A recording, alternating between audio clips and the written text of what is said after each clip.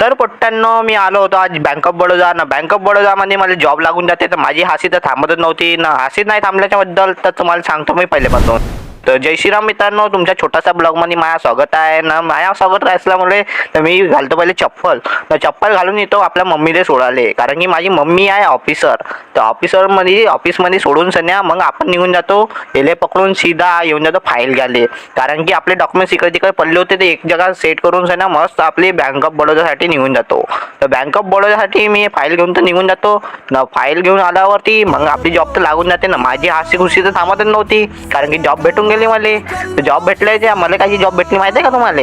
तर मला भेटली जॉब एटीएम मध्ये चपराशीची. तर मी इथे मस्त खुर्ची लावून बसून जातो एटीएम मध्ये.